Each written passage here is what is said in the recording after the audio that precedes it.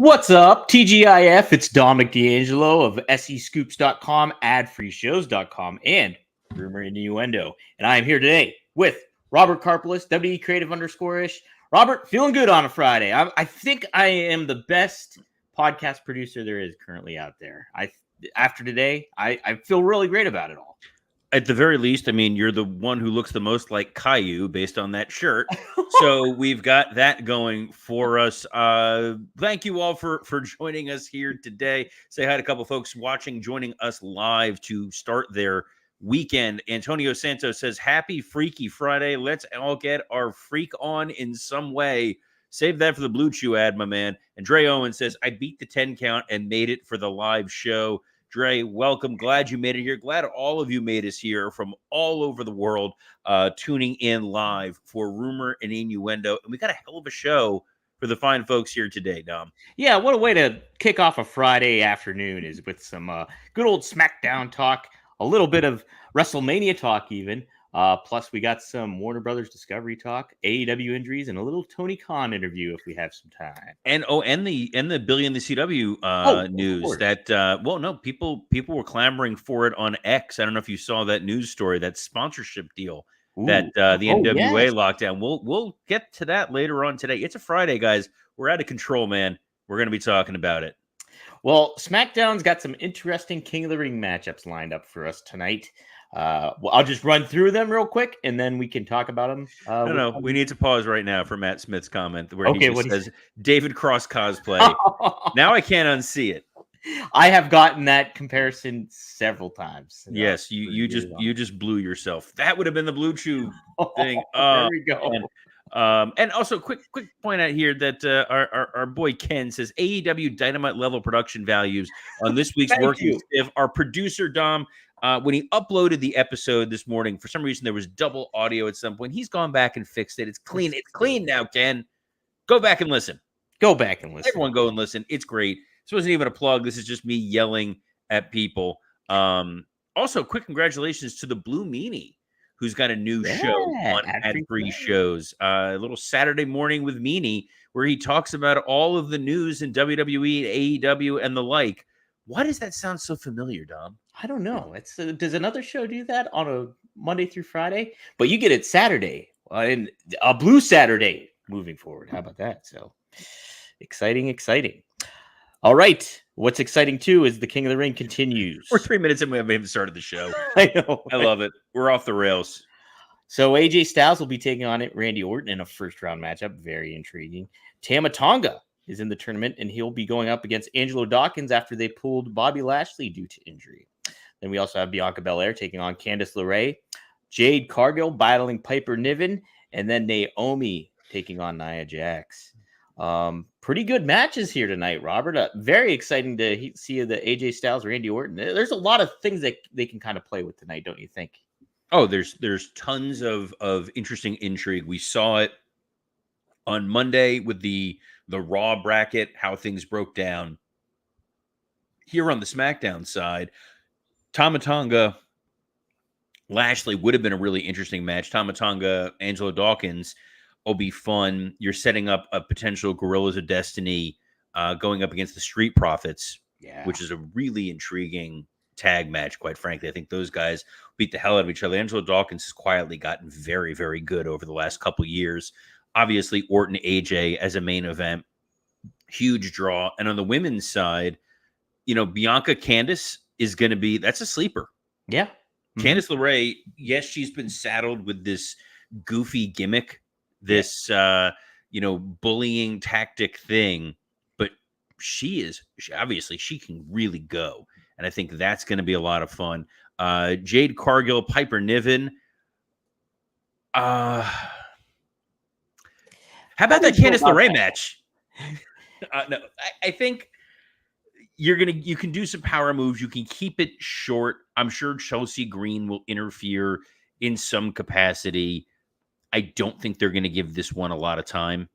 Mm-hmm. And Nia Jax, Naomi may be a little rough.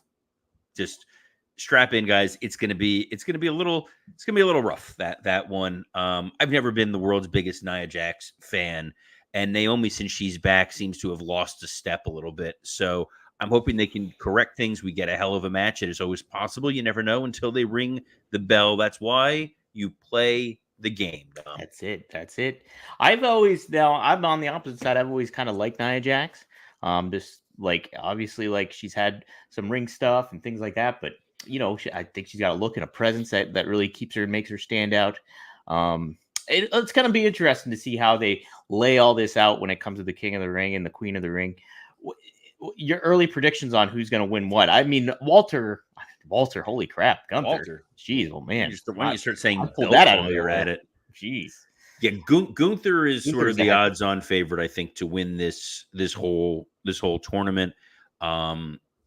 I can see a situation where you get to a Randy Orton Tama Tonga one-on-one match, since clearly the Bloodline is having issues with Orton and Kevin Owens. Then it becomes, well, what's going on with AJ? Where does he go from there? This is why I'm sure they have these things strategically mapped out in such a way to make it interesting. But this is an opportunity, this episode of SmackDown, for the Bloodline to really solidify its position of power. They only have that one match to really concern themselves with. Cody does not have a number one contender right now going into the King and Queen of the Ring pay-per-view. Right. Or PLE. My God, PLE. There might not be a title match. They might not do a WWE title match. We don't know, because they've got so many people in this tournament that you could see being the next challenger. I don't see them rushing a Solo Sikoa opportunity here, and I can't really think of anybody else who's super primed and ready. I think there was also, if I'm not mistaken, a Carmelo Hayes Baron Corbin King of the Ring qualifying match. Perhaps. But that one may be the house show match. Remember, they did the house show match on Raw, Rey Mysterio and Kofi Kingston. But I'll be curious to see where we go with Cody. Cody and AJ, by the way, breaking news. The Wrestling Observer, Dave Meltzer, gave it 5 stars. Wow.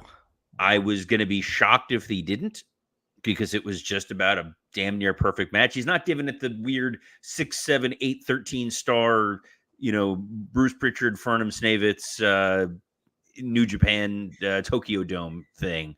But for a WWE match to get 5 stars, guys, it has to be really good for even Dave to begrudgingly enter the proper combination in his dot matrix system and then print out the little slip that just says 5 stars. It is I've never been an advocate or a huge proponent of the star rating systems and things like that, because wrestling's subjective. But he's kind of broke his own system. So all art is subjective, but we're all guilty of, you go and read the reviews or the Rotten Tomatoes score of a movie before you go and see it. In wrestling, we like the community feel of wrestling. We like this idea of, when I'm watching it, you're usually watching wrestling most likely, probably by yourself in person, on a more consistent basis. You may have people over for a PLE or something, but you're not having folks over every week for Raw and SmackDown and Dynamite and Rampage and Collision and TNA and all the other NWA on CW. So you like to have that camaraderie. It's part of why the give and take for this show is so fun, and why people enjoy tuning in live for Rumor and Innuendo is you're getting a chance to kind of have those conversations. Folks letting us know their thoughts in the comments, you and I talking through it. The star rating system helps either validate someone's opinion of what they think they saw, or challenge that opinion and make them think a little differently. So Meltzer is sort of the gold standard for a lot of people. Growing up, I was a Scott Keith fan. Oh, as a kid, I loved reading Scott Keith's stuff. Partially because it was free. You didn't have to pay. I didn't pay for the Observer, and I like Scott Keith's takes on a lot of things, and it was nice. And Cornette is sort of the guy who's charged with originally creating the 5-star rating system. So it's pretty well embedded in wrestling. It's a nice little litmus test. And as Antonio Santos correctly points out, the flaming bowling pin ratings is better than the star ratings. For those of you who've never tuned in for Wrestle Roast or now Working Stiff, we don't use Dave Meltzer's star rating. Anybody can use that. Dave has a brother. This is 100% real. Scotty Meltzer, who is a corporate magician and juggler. What? So in honor of Scotty Meltzer. Whenever we rate a show, we rate it by flaming bowling pins that Scotty Meltzer will be juggling. And to play that joke out even further, for Dan's birthday last year, I got Scotty Meltzer to record a video of him juggling flaming bowling pins to wish Dan a happy birthday. Scotty Meltzer is the absolute best. My goodness. How about that? Wow. There's magic here, Robert, on Rumor and Innuendo, and I'm glad it's with the Meltzer rating system too. It can connect in. So hold on, time out here. Matt S on YouTube knocked it out of the park again by saying PLE stands for the Paul Levesque era. I like it. I like it. Great. We're making it happen. It's a thing. This is the PLE era for Hunter Hearst Helmsley. But the PLEs are going to be rolling in 2025. I'm going to be in the beautiful city of Las Vegas, Nevada for WrestleMania. You, Mr. D'Angelo, going to be in the beautiful city of Las Vegas for WrestleMania. And it sounds like we may be getting one hell of a main event. How about it? Yes. According to Dave Meltzer, we will. Now we're putting this guy over twice. I've never heard of him. To be fair, I respect the historical context of what Meltzer does. I think when I learned while I was there, while I was in WWE, and would literally be sitting in writers' rooms and then see what he's reporting as to what was being discussed in meetings I was physically sitting in, and then not even being remotely close to what it was a little eye-opening. Or there was a meeting today and they discussed this. And I'm like, dude, I was in that meeting. I took those notes. Unless I blacked out for the better part of 4 to 5 hours, it was never discussed. But that's okay. You know, he's a great historian, and everybody feeds him information or fed him information. Now it kind of feels like your good, close personal friend, Sean Ross Sapp, gets a lot of the dirt, the insider information, which is the beauty of wrestling. Like, everyone can kind of control their own narrative, not to borrow from the NWA on CW champion EC3, but it became its own level of sport, its own level of fun when you're watching wrestling, to see what there is online and what winds up coming to fruition. But the rumor from Mr. Meltzer, and I will say I have heard this elsewhere, is what do we think is going to main event WrestleMania? It's going to be The Rock versus Cody Rhodes, People's Champ versus the Undisputed Champ, if he's still at that juncture. So that's the plan, according to Meltzer. What do you think of that? Do you want to see Rock and Roman instead? Or is this the ultimate kind of match you can really have for WrestleMania 41 in Las Vegas, nonetheless? I have a feeling we're going to see Rock and Roman elsewhere. Mm-hmm. I think the idea that Cody wants to finish the story with The Rock, not to belabor that any further, is pretty strong and pretty compelling. At the same time, Roman's journey is a different type of journey on his return. And we will see at some point Rock versus Roman, but I think that Cody, facing The Rock putting his People's Championship on the line or whatever. I said as soon as he created that title, we were going to see something. I think they see the poster. I think they see the story, and they see what people are clamoring for. And maybe this is the chance we get for Steve Austin to make an appearance. Maybe, perhaps. Please. Perhaps. I don't know, though, because Austin, he always wants it to be something special, and particularly to him, which makes sense because he's a star and he wants that thing to happen. So, I mean, will he just be a side player that comes in and interferes? I don't think that's necessarily going to be the case. I think he's going to need a reason, and perhaps that would have to be a match for him and a good story to build for him. So yes. It's called money, dumb. It is, but it's also called money. I think there's also the aspect of Austin knows his worth, and I don't know if money is the ultimate incentive for him. I know he's a very private person too, so he is a very private person. But I think when you go back and look at WrestleMania 40, the one little moment that didn't really sit right was that Undertaker appearance. Sure, yeah, it felt lesser than, and if it was Steve, it would have been a perfect bookend, because at this point, at Steve's age, he knows what he's capable of doing, what he's not capable of doing. And I think getting in there, popping in, delivering the stunner to a huge pop and leaving is the best that you're going to get from him. And guys, if you want to deliver the best that you can, if you want to hit your stone cold stunner and get that huge pop, can we recommend our friends at Blue Chew? Let's talk about sex. Guys, remember the days when you were always ready to go? Now you can increase your performance and get that extra confidence in bed. Visit BlueChew.com. Blue Chew is a unique online service that delivers the same active ingredients as Viagra, Cialis, and Levitra, but in chewable tablets and at a fraction of the cost. You can take them anytime, day or night, so you can plan ahead or be ready whenever an opportunity arises. The process is simple. Sign up at BlueChew.com, consult with one of their licensed medical providers, and once you're approved, you'll receive your prescription within days. The best part, it's all done online. No visits to the doctor's office, no awkward conversations, and no waiting in line at the pharmacy. You pop one of these Blue Chews, you're going to be ready to stomp a mud hole and walk it dry. I think that's what that expression means, but just in case, guys, let me make it clear, because Blue Chew wants to help you have better sex. Discover your options at BlueChew.com. Chew it and do it. And we've got a special deal for our listeners. Try Blue Chew free when you use our promo code RUMOR at checkout. Just pay $5 shipping. That's BlueChew.com, promo code RUMOR to receive your first month free. Visit BlueChew.com for more details and important safety information. And we thank Blue Chew for sponsoring this Friday edition of Rumor and Innuendo. Yes, thank you, Blue Chew. David Zaslav has some people he doesn't want to thank necessarily. And when it comes to Warner Brothers Discovery and what they did in the final quarter of 2023, Bloomberg is reporting that Zaslav has told the Warner Brothers Discovery brass to look for viable cost-cutting opportunities so the company can hit its financial targets over the course of the next couple of years. This includes the possibility of layoffs, something in which Warner Brothers Discovery has done over the last year. The company laid off 2,000 employees through 2023. By the end of the year, Warner Brothers Discovery was $44.2 billion in debt with $4.3 billion cash on hand. Robert, what does this mean?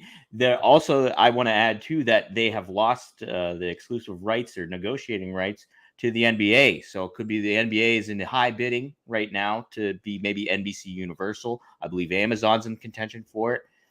What does this speak for the future of AEW with Warner Brothers Discovery and their TV rights deal potentially? Not great news for Tony Khan and AEW, because if Warner Discovery, Turner, with this, that, and the other, loses the rights to the NBA, it becomes very difficult for them to demand the carriage fees that they get from the cable providers. So Comcast, Spectrum, Uverse, whoever it may be, pays for the rights to be able to carry TBS, TNT, and their whole platform. And part of the reason why they can demand the amount that they demand is by saying we have NBA games. That's why live sports, live entertainment is so valuable and so important. If that goes away, the Turner networks will not have the same ability to command that same amount of money, which means they're going to decrease revenue significantly. What's challenging is if they decide to go all out and bid for the NBA to keep them because they're desperate, they may not have enough money left over to give AEW a lucrative TV rights deal. So we've talked about on here before the possibility of AEW shifting to their sister networks with Discovery Channel. That was why they had that the little person reality show, wrestlers, Big Little Brawlers, trying to test the waters there.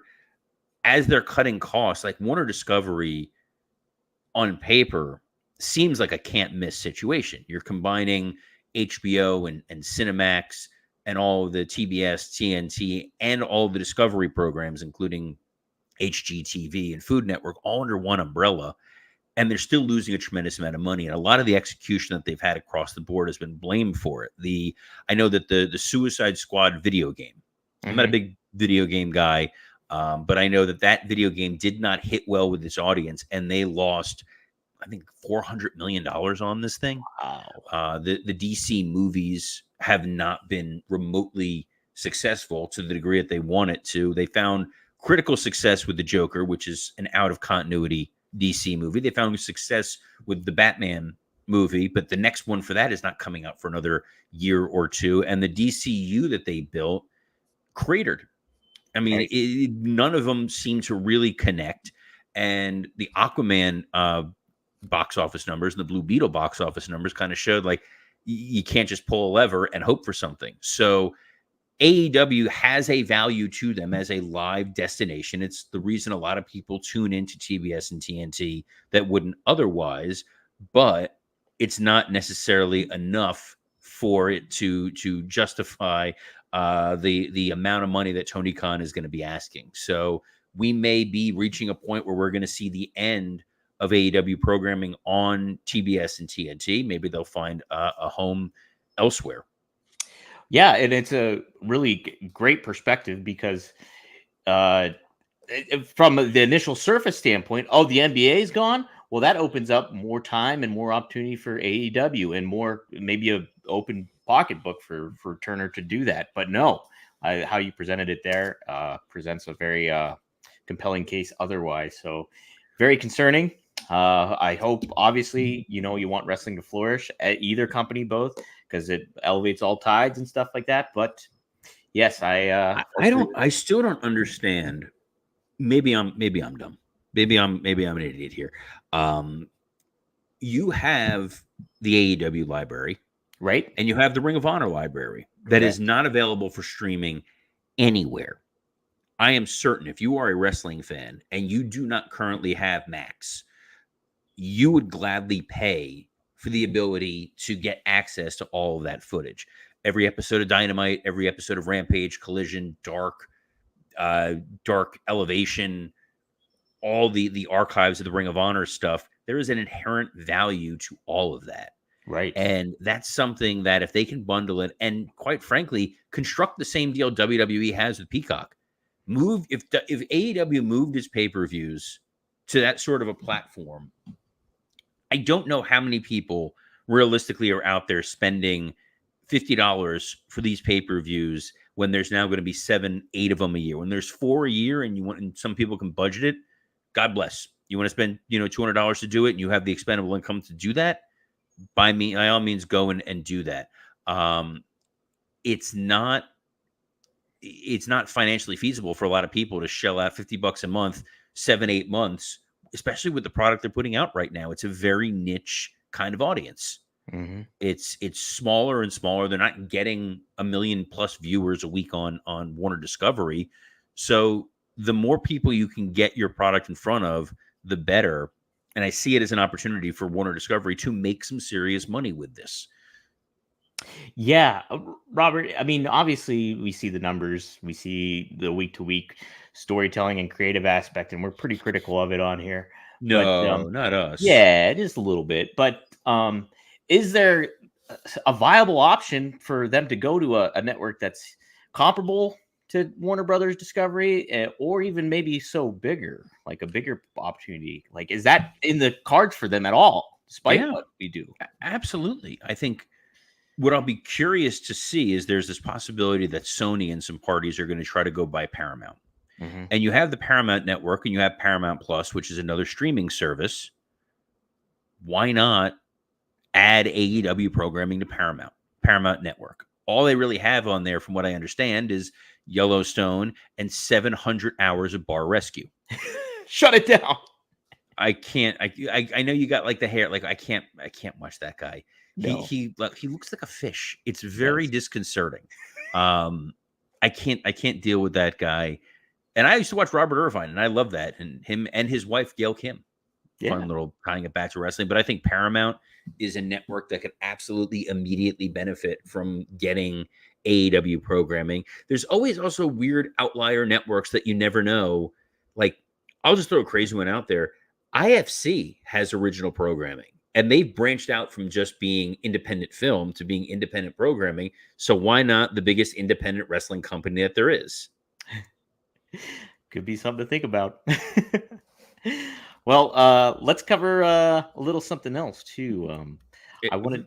Look how you say this like I know what's going on. You got it open. We're going to cover a little something else. I didn't even plan to segue into what's the next. Oh, Tony Khan is our next topic. Tony Khan, yes. He's talking about interviews and how they differ from WWE. He didn't directly mention them like he did on the NFL draft, but he did speak on Cincy 360 with Richachino, talking about what AEW does in comparison with interviews. In AEW, I think people really feel a connection with the wrestlers. We don't script the interviews here. People go out, they are talking about, maybe they got bullet points and key pieces of information they're trying to get out, but it feels like you're hearing from a real person talk, which isn't always the way it feels with some of the competition's interviews.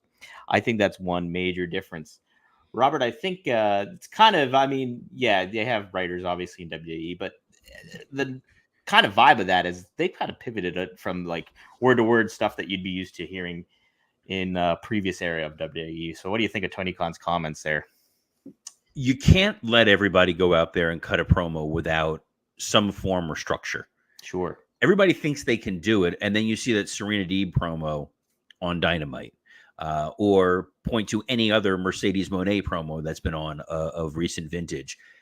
A lot of these guys do not get an opportunity. They don't get enough reps to learn how to cut a proper promo. It's not like Ric Flair, on the very first time he was at a step and repeat, was able to be Ric Flair. Right. You learn how to cut that promo, and then eventually you save it for a pizzeria.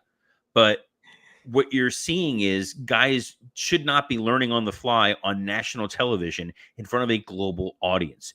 You need bullet points. You don't need word for word, letter for letter stuff. I have worked with a lot of this AEW talent in terms of doing promos. I had the honor and privilege of taping some of MJF's first promos ever. And that was a guy where you give him some ideas, you sit back, you work with him, and he knocks it out of the park. Not everybody has that same skill set. So you do need to be able to gauge who can get bullet points and who should be written for. And there's no shame in if you're given a written promo to go and hone and make your own, because it's how you learn. It's how you get better. And when you don't connect on a promo, it becomes a huge gap for the audience to really care about you. We've seen it with, I hate to bury the guy because I really like the guy, but like Kyle O'Reilly, that cool Kyle stuff that we've seen before, like his promo skills never really reached a level that it needs to. And then Mr. Where's the Lie himself, Bobby Fish.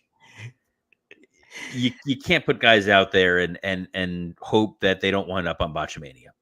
Well, and to your point too, you have the people that can do the bullet points, but you also have somebody like a Kurt Angle who does get scripted. Everything he said, as natural as it came out, as organic as it felt, he was scripted. Yeah, but the thing is, he had Brian. Sure. And a lot of these guys, if they worked on, like what we used to do in MLW was very similar to what Paul Heyman did in ECW. Is we had a step and repeat. We'd have the guy do a couple of takes, get comfortable, give him some pointers, not word for word verbatim, but just say, hey, try it like this. Think about this, and then talk from there and understand how to speak as the voice of your character. And that's not natural for everybody. And it's not like we're in a heavily gimmick world where you have to be, Duke the Dumpster Drosy and talk about throwing out trash. You're an elevated version of yourself, but you need those opportunities. There's a guy here named Brian Heffron who says repetition is key with promos. And to that, I say, get off our lawn, kid. We get you got the big Saturday show. We already plugged it earlier. We're all very excited that there's going to be Saturdays with the Blue Meanie on ad-free shows. But let's leave this to the pros. We love the Blue Meanie. Absolutely. Can't wait for Saturdays. But yeah, no, it's one thing, by the way, for Tony to say this, and then you have a reel of just amazing natural promos that have been rattled off of late. But one of the areas that have been sort of a black hole have been a lot of these promos. The guys who delivered the great promos of late, Adam Copeland, Christian, Chris Jericho, young kids, young up-and-comers. Yes. Whippersnappers. Will Ospreay, though. Well, Will Ospreay, he may be young, but he's had the opportunity to deliver these types of promos across the board for a long time, and he has a natural charisma. There are some guys who just get it. They just have a natural charisma. I mean, there's a guy, I know this is the next bullet item, but whatever, under AEW injuries, Wheeler Yuta. When I first worked with Yuta and nobody knew what the heck we were getting, you would not have known right off the bat that Yuta has an insane sense of humor. Yeah, he's funny. He seems so, but when you first meet him, you're like, oh, this is like a very vanilla, white meat baby face kind of guy. And then you realize he is subversive and very funny, and getting to capitalize on that and just turning him loose. Oh man, it's gold. What is the Wheeler Yuta injury update, by the way? So he reported from Ross Sapp of Fightful Oh, your boy, My your boy, boy Sean. he You don't even see his lips move when you talk. that's right. Yeah. There's no Why'd you take your hat timetable. off? There's no timetable for a Wheeler Utah return. He's been dealing, unfortunately, with concussion issues, and that's why we haven't seen him on AEW programming as of recent. So, really wishing all the best for Wheeler. To what you were saying, he's got a sense of humor. I think his persona was able to stand out even more as a member of the Blackpool Combat Club, and I think he was on the upward trend of things too. So, really hoping that he makes a good return, and we get to see a lot more of him, moving forward. And then in addition to that, I'll add that Dave Meltzer reporting that the Chuck Taylor injury, career-ending injury, is reportedly legitimate. So I don't know if he's getting pulled a fast one in there or not, but that's the word from the Wrestling Observer. I hope that's not the case for Chuck, but he's been plagued by some injuries over the past his AEW career. So wish the best to him too. So that's a shame. Boy, I was going to segue when you're like, can't get enough of Udos, and I can't get enough of Dom, and then you're like, and by the way, Chuck Taylor's career might be over. So thanks, Dom, for trampling all over that. On my own. Get my own promo if you want to hear, now I can't even put you over as a good producer because I'll start off with this. So Working Stiff, which we recorded yesterday, was a hell of an episode. Dom originally uploaded audio that was not ideal, but it has been corrected. It's up as of now. You can go listen to it on Spotify, iTunes, wherever you get your podcasts. Dom's got a couple other podcasts. He's got one with Rob Van Dam. He's got one with Bill Alfonso, and he's got Straight Talk with the Boss with Magnum TA and Greg Gagne. So go check those out on other places. The Four Horsemen Network and RVDTV.com. Yep. I hear it all the time. It like burns into my brain. And go check out the Blue Meanies new show, which I believe debuts tomorrow on ad-free shows. That should be a hell of a lot of fun. Saturday mornings with Meanie. But Monday through Friday, you can get the OGs of the ad-free shows world talking modern WWE, AEW, and the like with Rumor and Innuendo. We had the Billy and the CW story that we were going to talk about with their sponsorship. We'll save it for Monday. We'll lead it off on Monday. We'll open up Monday's show with that, but you can catch that and everything else on the WWE Creative _ISH X account, the Dominic D'Angelo X account, the SE Scoops X account, Podcast Heat X account. Podcast Heat is who makes this show possible, as well as on ad-free shows and Rumor and Innuendo, YouTube. Take that, Jeff Jarrett. So on behalf of Charlie Brown himself, Dominic D'Angelo, I'm Robert Karpelis. Best of luck in your future endeavors. Don't move the football.